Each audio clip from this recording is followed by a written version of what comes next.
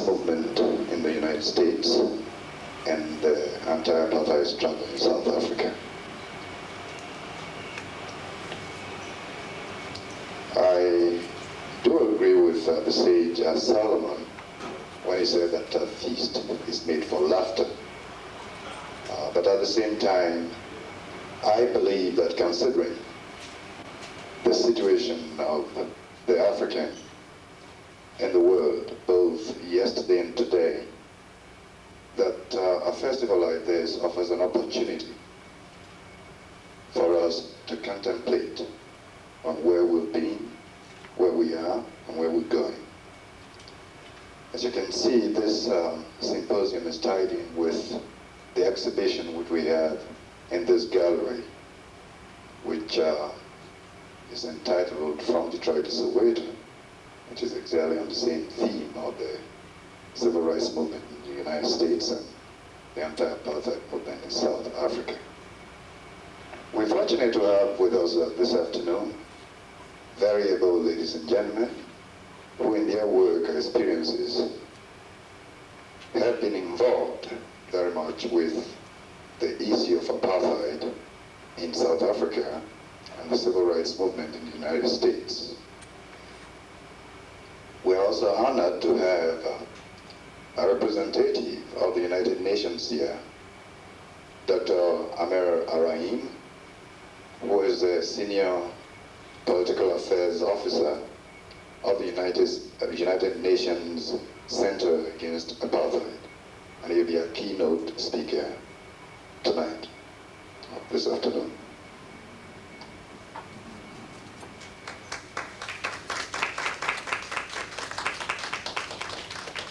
We also have a man I've never met except just spoken to on the phone, but I've known a lot about his work in the southern region of Africa. Mr. Prexy Nesbitt, who has come all the way from Chicago.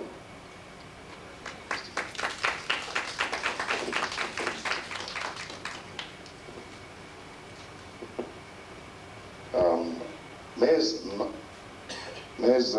Lisa Crumes is here with us, and she's been a long-time anti-apartheid activist, and has served as a program coordinator for the Washington office on Africa, and was also director of research for the American Committee on Africa in New York. Ms. Crumes.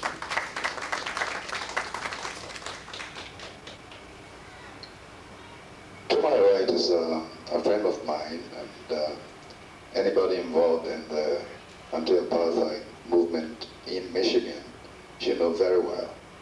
But he's a very modest person, and he says I should only introduce him as Kati Satege, a student of political science at Michigan State University in East Lansing, Mississippi. We're expecting one more speaker, but I guess since... Okay. All right, I understand she's just arrived. Ms. Martha Norman worked with the Southern Civil Rights Movement in the 1960s in Mississippi, Alabama, and Georgia. And she's been a community activist, student and teacher of African and African American history. Ms. Norman, thank you for coming. Our moderator for this afternoon is Ms. Barbara Ransby. She too has been involved in Southern African solidarity work for nearly a decade and was co-founder of the Coalition for a Free South Africa at Columbia University. She was also co-founder at the University of Michigan of the Free South Africa Coordinating Committee and is a founding board member of the Ann Arbor-based Nelson Mandela Ella Baker Center for Anti-Racist Education. She is going to be a moderator for tonight, Ms. Ransby. At this point, I guess we're in very able hands, and I turn the table over to Ms. Ransby. Do we need the microphone? Yes. You need. Okay, I want to echo Kofi Egbo's welcome to all of you for coming today. I think it's important that we take time out from the festival to remember and to rededicate ourselves to the struggle for freedom on the continent of Southern Africa and in this country, that both of which are continuing. We have a very distinguished panel today, people who have been immersed in struggle for a very long time and who have a lot of knowledge and insights to share with us, so I won't provide you with a lengthy introduction. But in terms of why we've chosen this particular topic, we by no means meant to force any kind of comparisons that don't fit between the struggle in Southern Africa and the struggle in this country. They're very distinct, they come out of very distinct histories, and people engaged in those struggles have had to employ very different strategies and tactics, and I think we want to appreciate those differences while we also look at some of the similarities and look from continent to continent for inspiration as we carry on these struggles. So without any more delay, I will introduce our first speaker, which will be our keynote speaker, Dr. Amer Araim, who is the Political Affairs Officer at the UN Center Against Apartheid. Thank you. Thank you. I would like, first of all, to thank you on behalf of the Center Against Apartheid and on my own behalf for your kind invitation to address this important symposium. I would like, first of all, to give not only historical perspective, but also to highlight the importance of the issue of the struggle against apartheid. And then I will come to the major topic of the discussion. We in the United Nations pay great attention to the debate within the academic community and other institutions of learning in order that we may communicate our ideas and facilitate the contribution of institutions like yours to the aims and goals of the United Nations.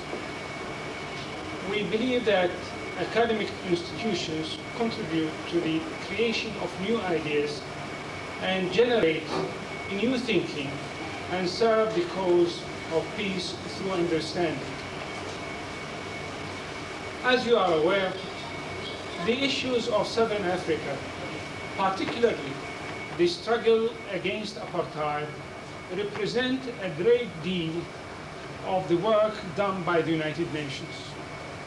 The issue of apartheid is tackled not only as a violation of human rights of the people of South Africa, but also as a threat to international peace and security.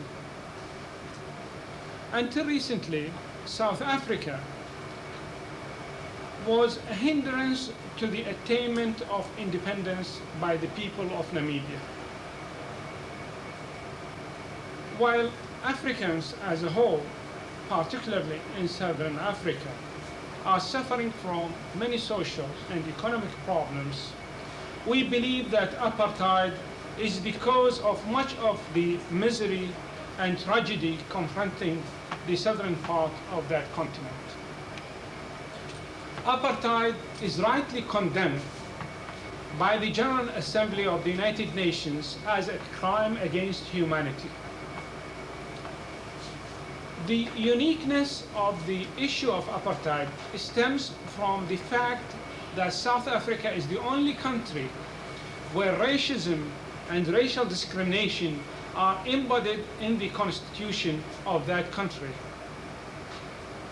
While there are cases of violations of human rights, and while the struggle for decolonization on a global level has not come to an end, in spite of the great achievements in this regard, the issue of apartheid will continue to preoccupy the United Nations until the system of apartheid is totally eradicated. The Special Committee Against Apartheid and the Center Against Apartheid have paid great attention to the cooperation between the United Nations and the Organization of African Unity. We believe that the OAU has done a great and an admirable job and will continue to be a source of support and inspiration. The OAU, while facing the economic and social crisis in Africa, considered the issue of the struggle against apartheid to be a priority. We believe that the OAU has done tremendous work in serving the cause of freedom in Africa. The efforts of the United Nations and others to achieve genuine independence for Namibia and are reaching their successful conclusion in spite of the difficulties which the apartheid regime has presented to the process of decolonization in Namibia. We believe that Namibia will emerge independent and free from colonial exploitation and racial discrimination.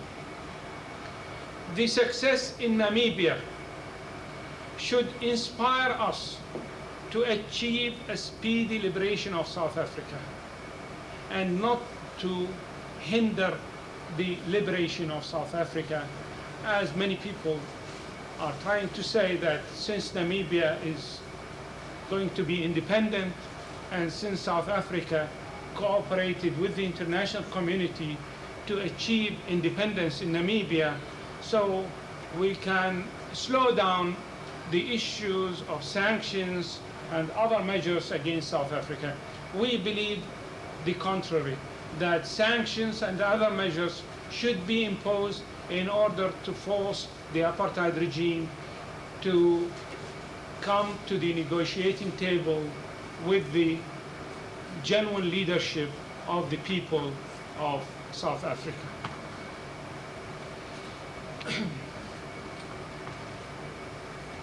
We hear from time to time that South Africa is ready to bring reforms and is ready to accept a peaceful solution to the crisis in South Africa. But the opinion in the United Nations that all the ideas presented thus far by South Africa are based on the same old racist ideology, and frankly, it is apartheid in disguise. The so-called reforms are merely sugarcoating of the old formula of apartheid, which is based on separating South Africans on the basis of race, color, and ethnic origin.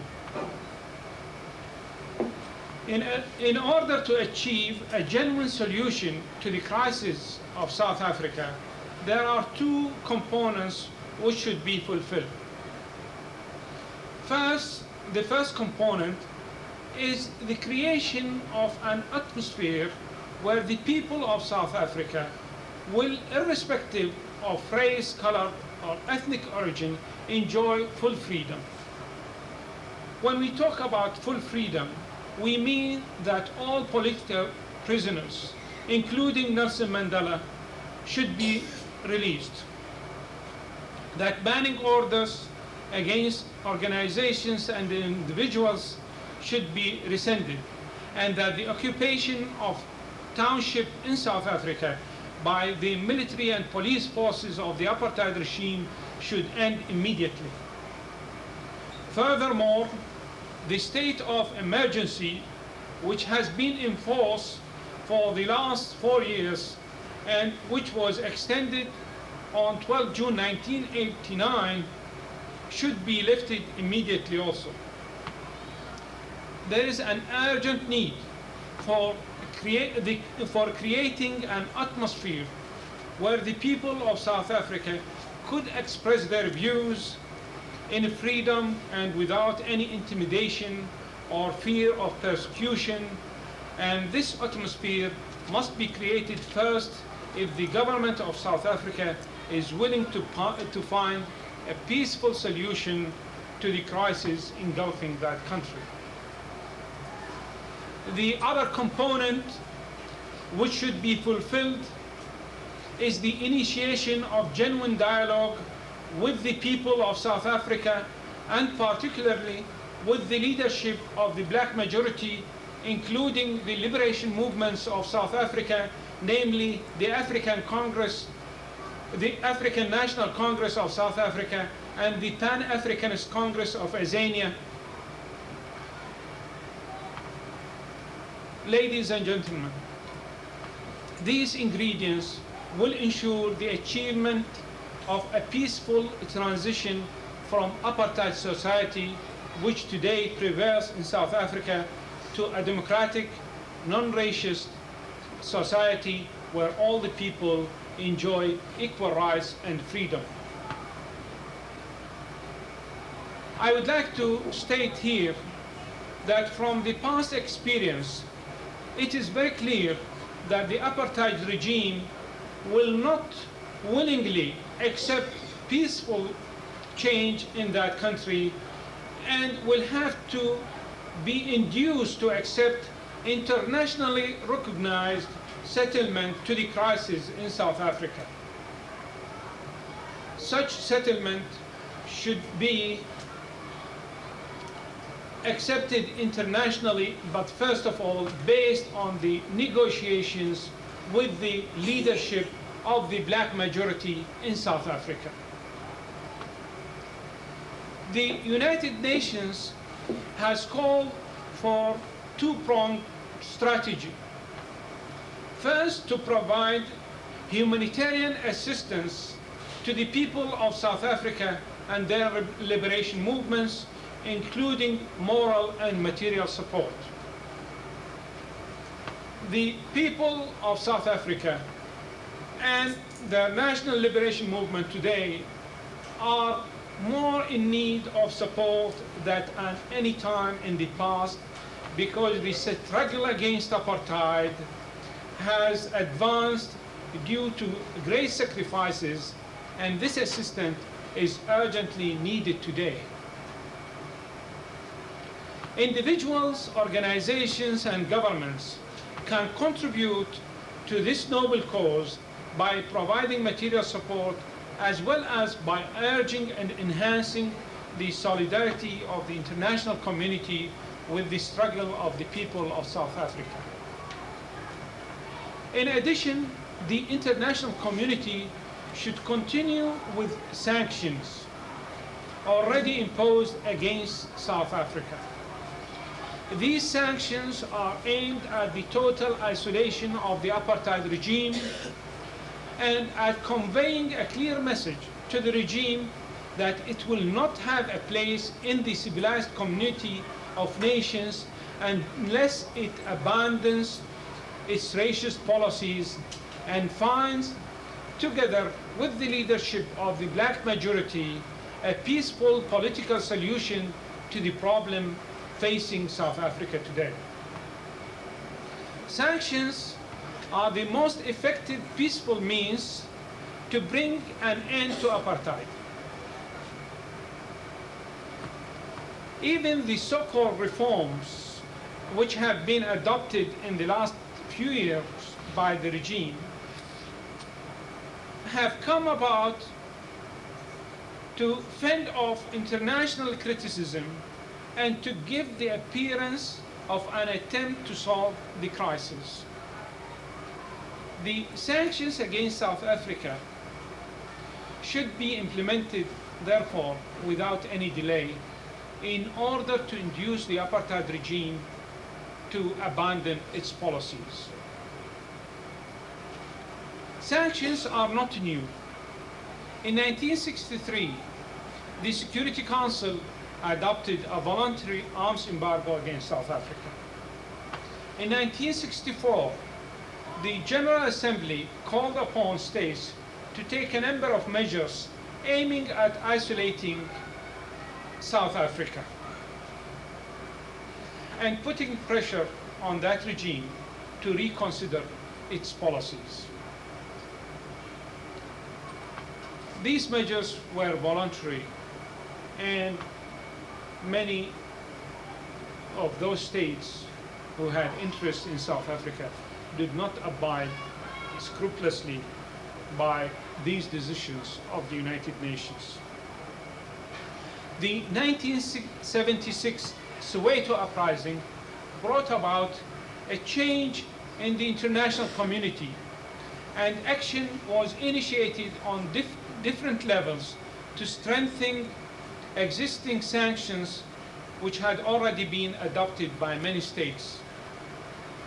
The Western countries at that time were the major trading partners of South Africa, and they represented an obstacle to the pursuit of sanctions which were championed by the non-aligned countries and supported by other states. As I say, the Soweto uprising and the brutality of the apartheid regime in facing that uprising brought about measures aimed at forcing that regime to abandon its inhumane policies.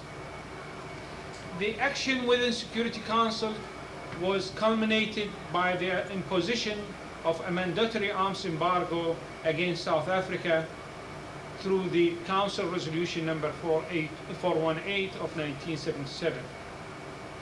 The Special Committee Against Apartheid recommended to the General Assembly the adoption of further measures to ensure the effective implementation of the arms embargo, the strengthening of the oil embargo against South Africa, and a total boycott in trade, sports, culture, and other areas.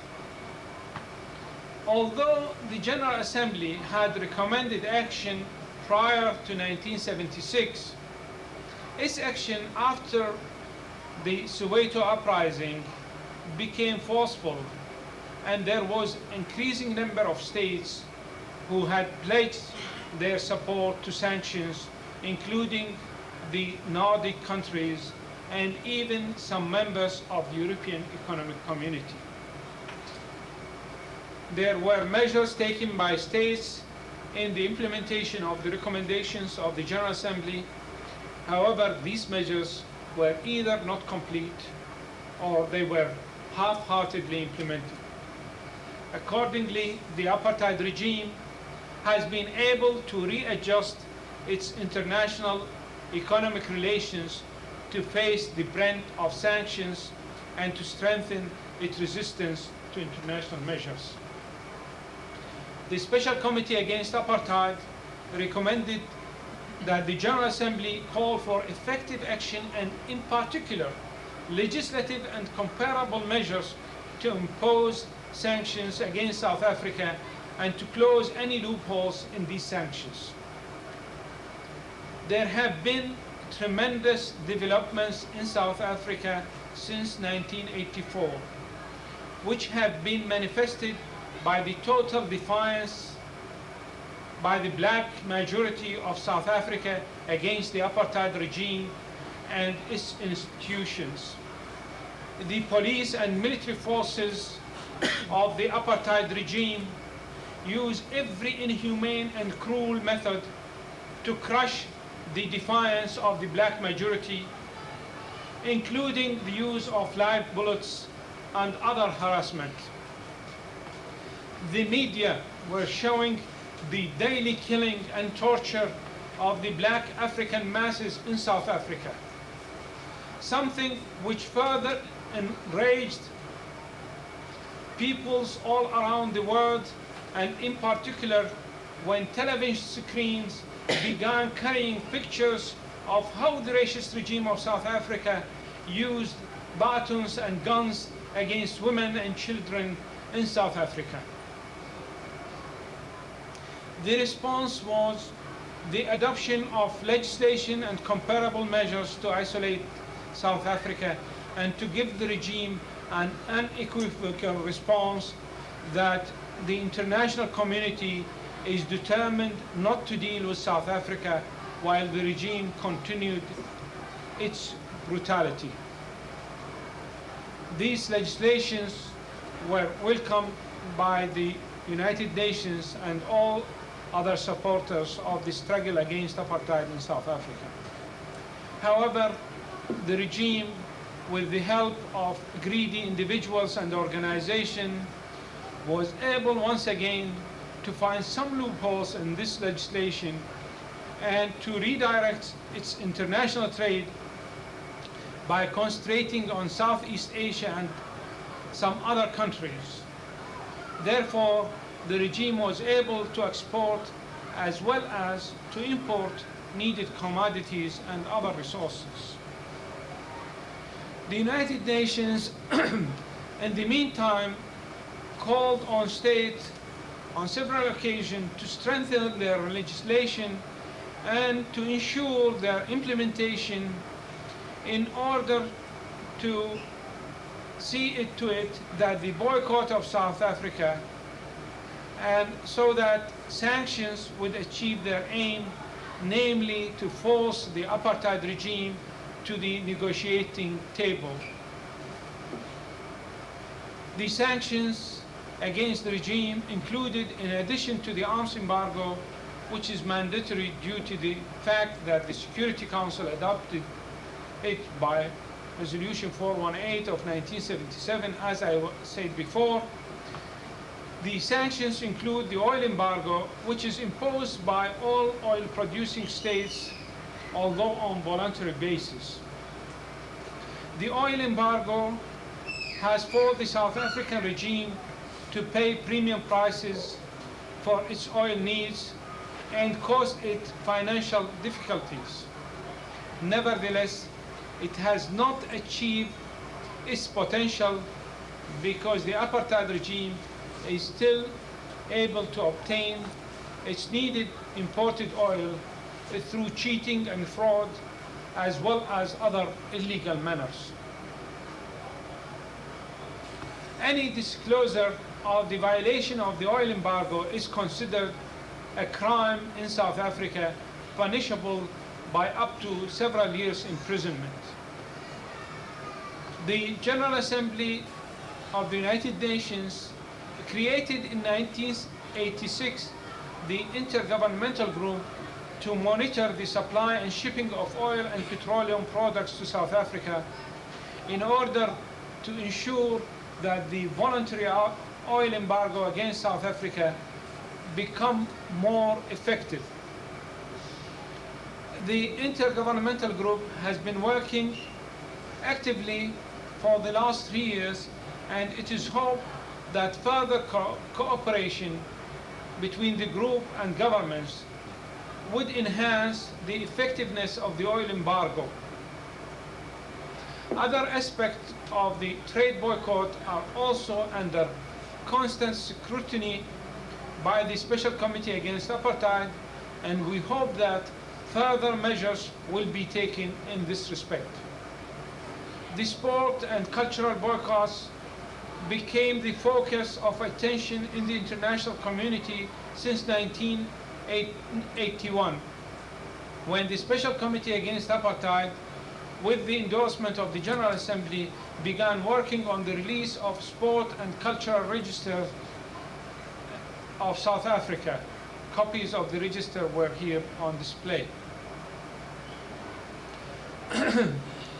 The registers are becoming a very important instrument to persuade those athletes, entertainers, actors, and others not to go to South Africa. They should not entertain in South Africa. They should not play in South Africa while apartheid is still prevailing in that country. And organizations like yours could help by persuading those people who are on the register to leave South Africa, not to go back to South Africa again, and to reject any encouragement or any inducement to go and play in South Africa. We should say what the liberation movements of South Africa and what the sport organizations of South Africa is saying, that there is no normal sport in an abnormal society. You can help by urging those sportsmen and women and entertainers whose names are included in the register, by asking them to send a pledge to the United Nations that they will not perform or engage in sporting activities in South Africa while the system of apartheid is prevailing there.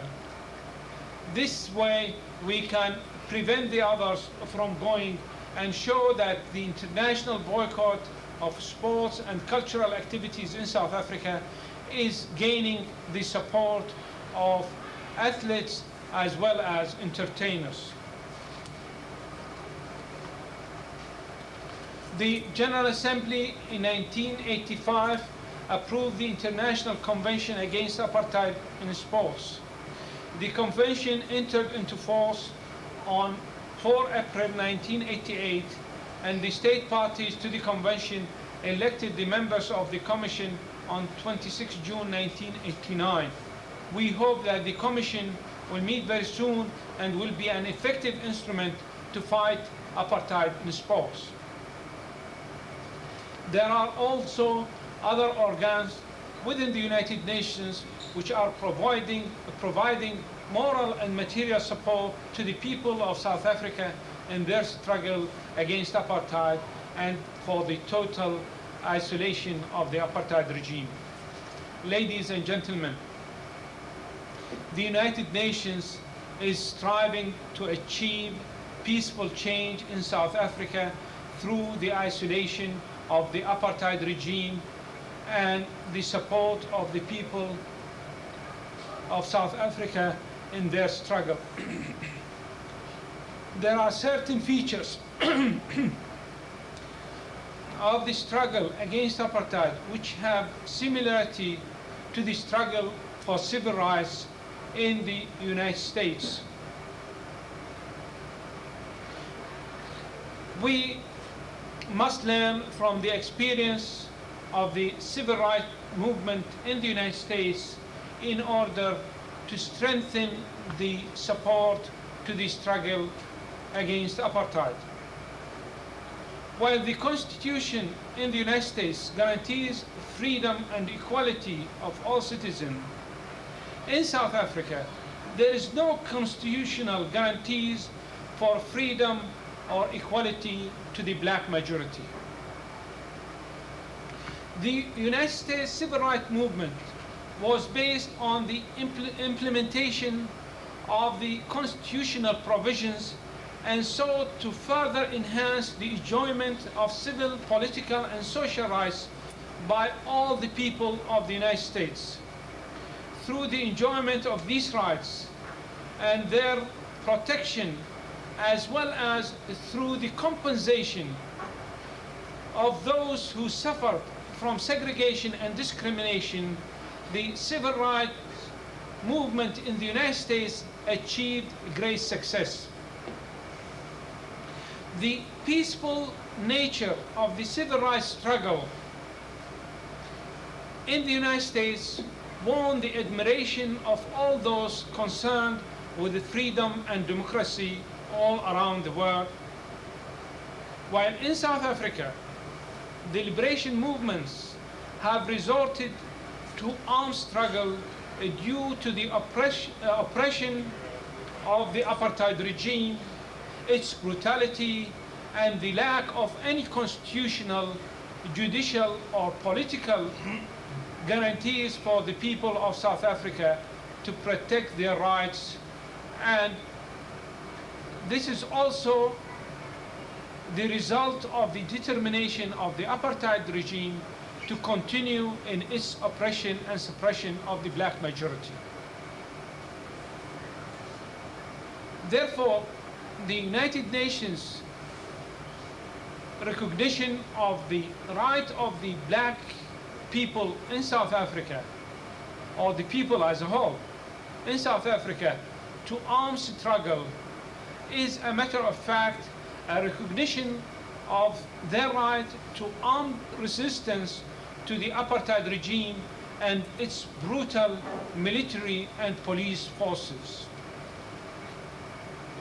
The civil rights movement in the United States was spearheaded by its black leadership and supported by all other concerned with freedom and democracy, and their combined efforts brought about recognition and the fulfillment of their goals, which culminated in legislative, judicial, and political action to protect civil rights in this country.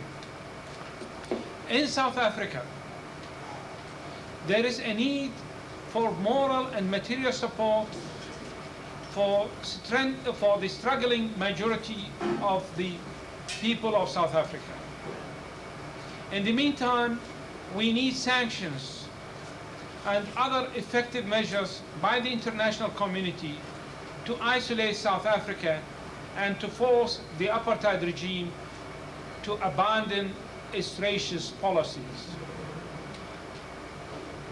These sanctions might remind you of the civil disobedience and other action which was adopted by the civil rights movement in the United States in the early 60s. We hope we will learn more from about the struggle against apartheid, and we appreciate that the defiance or the resort to armed struggle was not a result of the rejection of the non-violence per se, but it is because the regime did not allow any channel for peaceful or democratic change in South Africa. Therefore, we hope we will strengthen our support to the people of South Africa in their struggle against apartheid through assistance as well as through sanctions to isolate the apartheid regime. Thank you very much.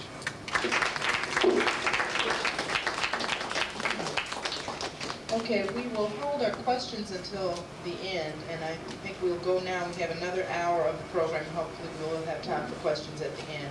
Our next speaker will be the speaker to my far left, which is Kati Satege.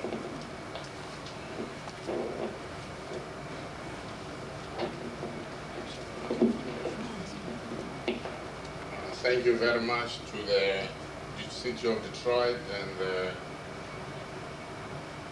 Afro-American Museum or Museum of African American History for organizing the African World Festival, and also for including in this African World Festival a session or this symposium on the struggle against apartheid in South Africa, which has been going on for over 300 years since 1652, and which today is has culminated in an armed struggle, and we see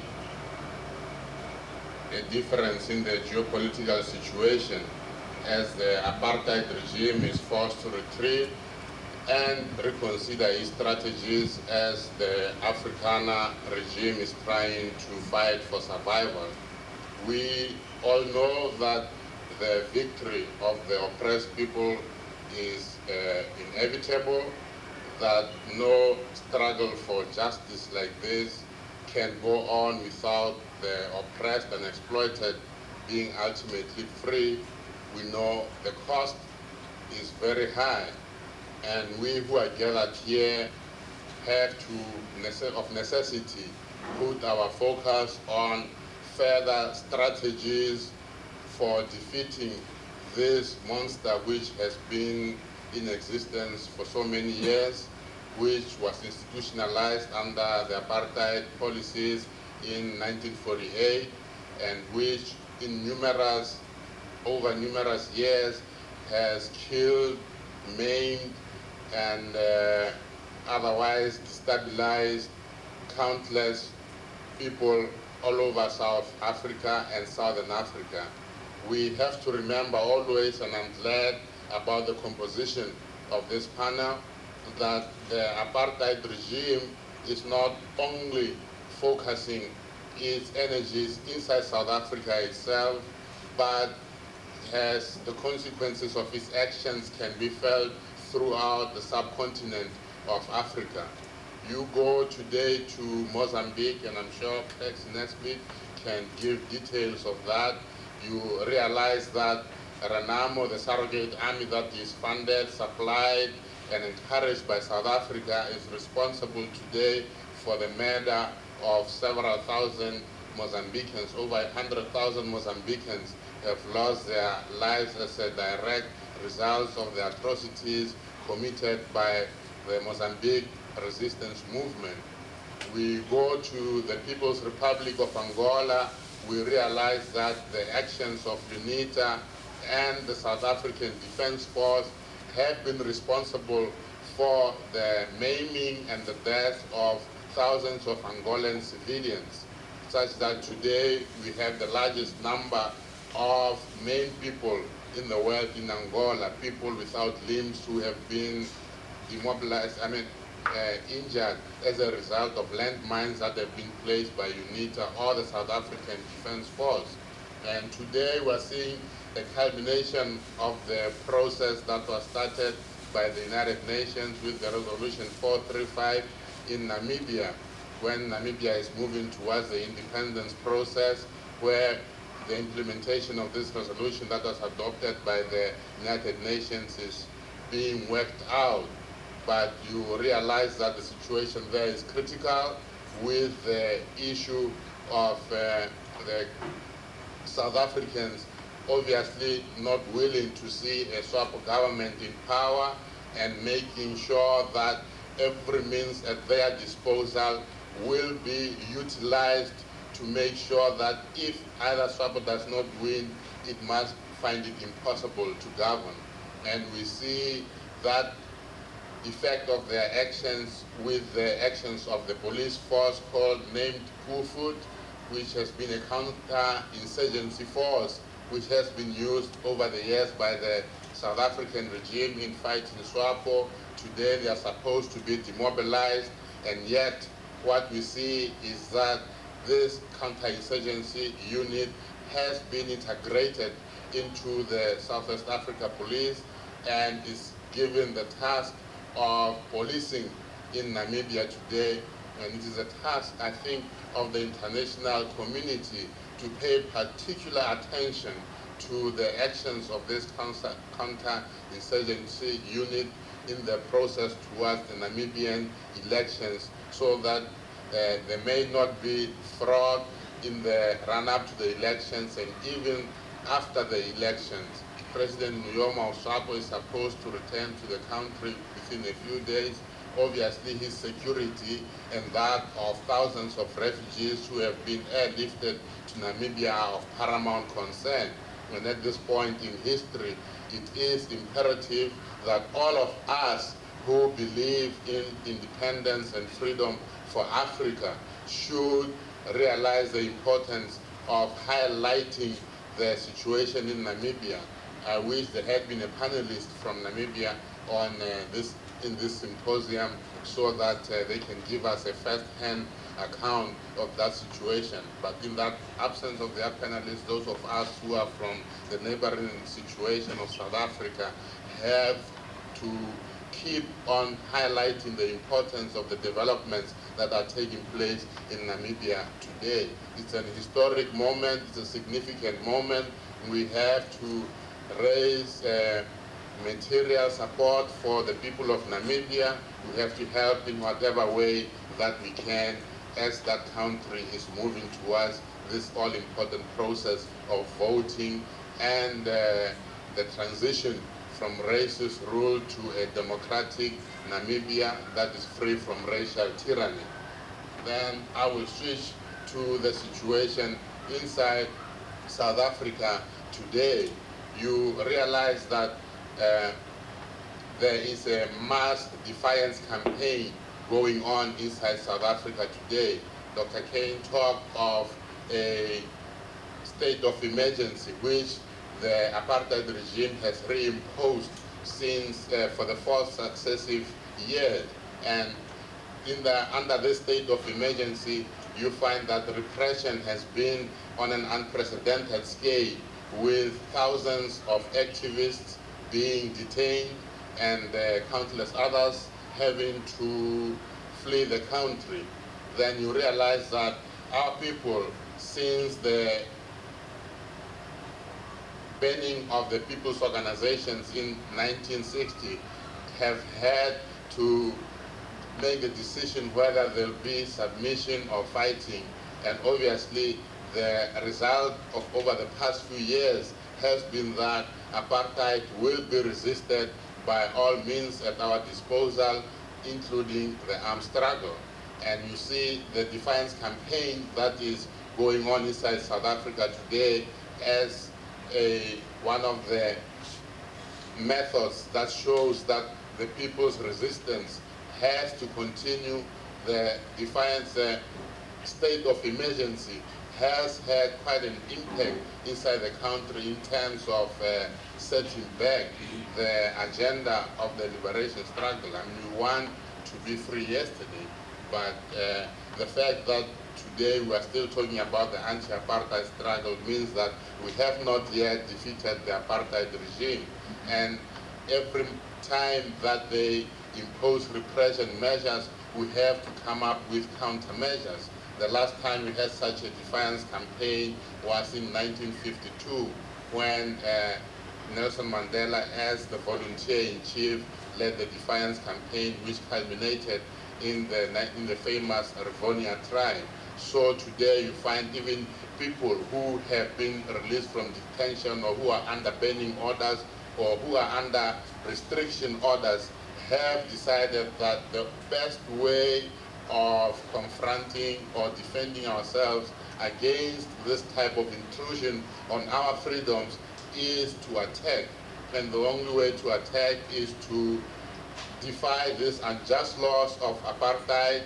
And we have seen people going to whites-only hospitals, black people going to whites-only hospitals, saying that they will not accept segregated or racist treatment in the overcrowded and dangerous hospitals of South Africa, and at great risk to themselves, as we see recently that the Boers have also resorted to biological warfare against the people, the resistance movement, that anything can happen to you in a white hospital if you subject yourself to treatment by somebody who doesn't want to treat you. They can poison you instead of treating you. And therefore, it is quite an act of courage by the people to go and say, look, we demand to be treated as human beings, we demand our rights as free people, because the only way we can remain oppressed is if we accept our oppression ourselves. And the only way that we can actualize our freedom is by actually stating to the oppressor that there is no way, even if you kill us, even if you suppress us, that you can keep control over us. Even though you may impose the harshest measures against us, we will resist them. And it is in that spirit that we approach the problems of South Africa, and it is in that spirit that we come to the international community and ask for the support in terms of international sanctions. Dr. Kane has talked of international sanctions, the oil embargo, the arms embargo against South Africa, and we talk of the divestment movement here in the United States, we talk of the cultural boycott, we talk of the sports boycott.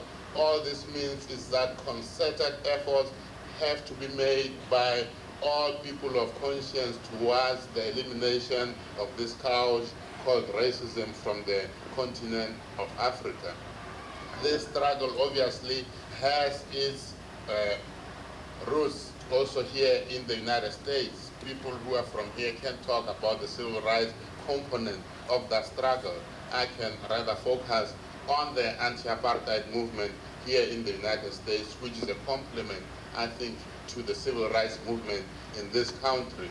The anti-apartheid movement, Kofi asked me also to focus on the role of students, since I'm a student in the struggle against apartheid. You find I can juxtapose the role of the students inside South Africa, and I would like to make a conjunction between the role of students in South Africa with the role of the youth. As you realize, the apartheid regime since 1976 has not allowed proper and continuous education to continue in South Africa. And as such, the role of the students and the role of the youth in that struggle have to be seen as interconnected roles. You find the students, the youth, either the working youth or the unemployed youth, have a role to play in the struggle. Our contribution as young students was in 1976, was in 1980, was in 1984, with mass resistance to the apartheid regime. And you will find that numerous formations have been formed in terms of organizing students inside South Africa into several congresses. You have the South African Youth Congress, the National Student Congress, you have amongst white students the National Union of South African Students, which are mobilizing the community to resist apartheid oppression, and which also try to mobilize the international community when they come out of South Africa, those who are able to come on speaking engagements. Then you come to the United States, there is a broad student anti-apartheid movement in this country, which we have maintained has to be linked to the movement against racism inside the United States, domestic racism, because we have to have common ground for our solidarity. We cannot just come and ask for solidarity without developing the linkages that we see in common between the struggle inside South Africa, since especially it is a struggle against racism, which means that the struggle against racism in this country is an integral part of our struggle against apartheid in South Africa. And we support the struggle of the American students on these campuses when they complain about racism on campus, racism in hiring, racism in all its forms. We have to make sure that we oppose all kinds of discrimination and racism that we see.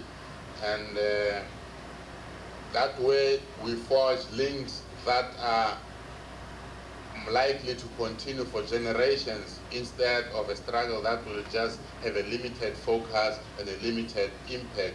We are together in this, and we have to fight side by side in order to win. And the last thing I would want to focus on is the issue of negotiations inside South Africa.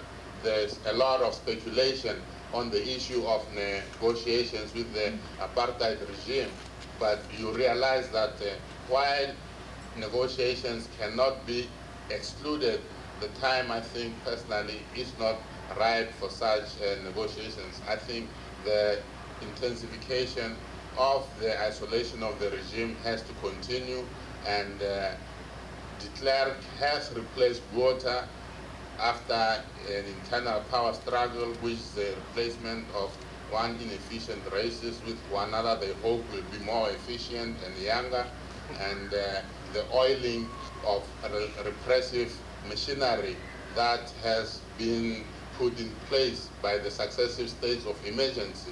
So in the alternative, we have constitutional guidelines of the African National Congress, which look at post-apartheid South Africa and try to complement the demands set forth in the Freedom Charter.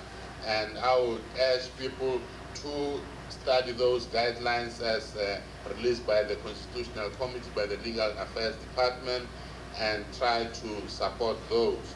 I will stop here and give other panelists a chance, and we'll be ready to take questions when the time comes. Thank you very much.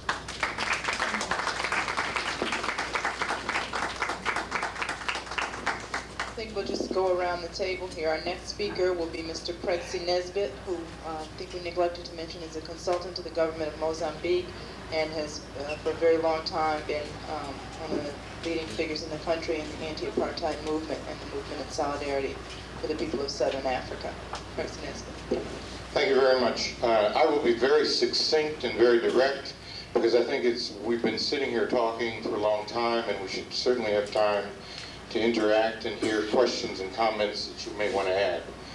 Let me say Dr. Egbo and Dr. Ransby, Dr. Araim, and my fellow other members of the panel, Ms. Norman and Ms. Crumes. I want to very much add my voice to that of my colleague Kati and the really brilliant summation that he's just done.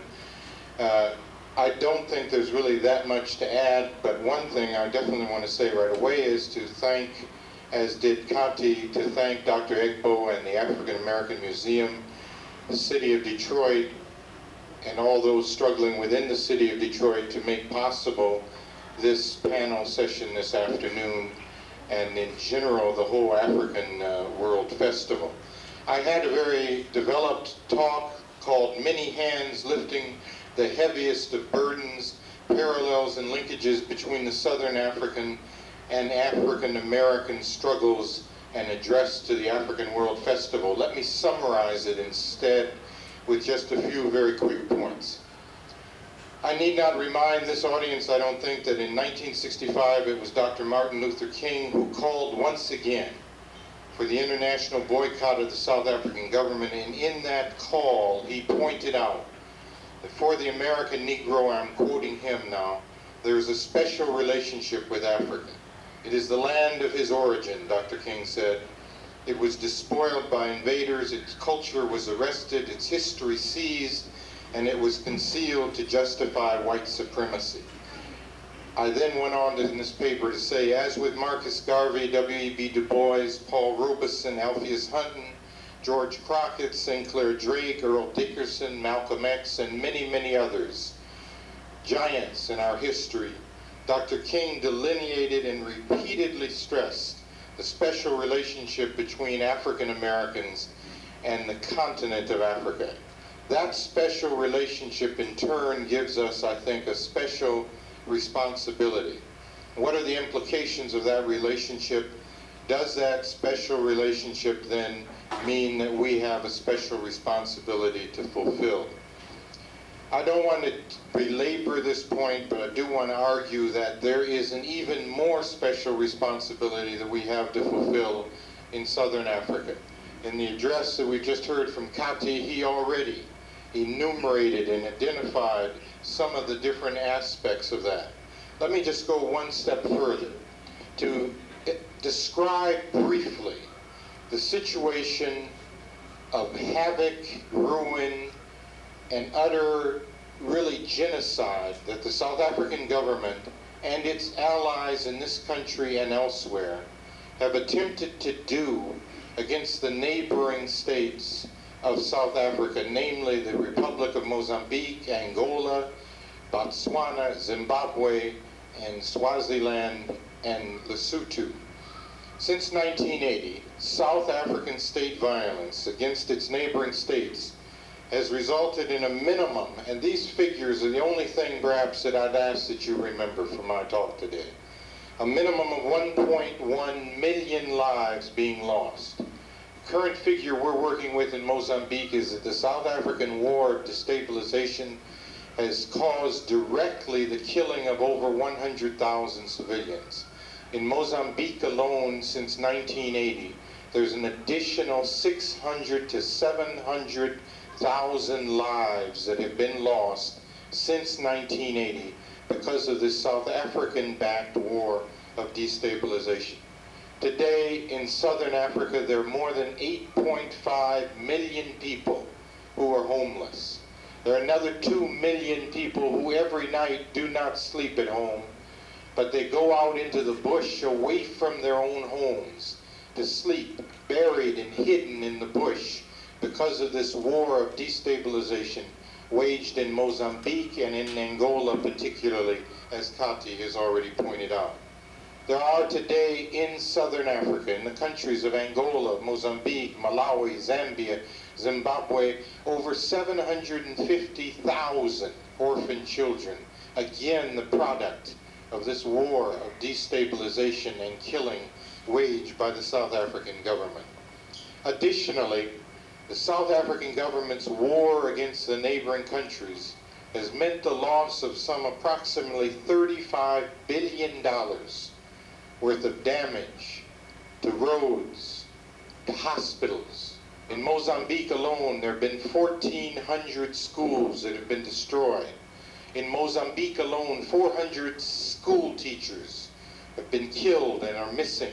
In Mozambique alone, there are 200,000 orphan children. This is a war of genocidal proportions that the South African government is waging against the neighboring countries. Let me move on very quickly.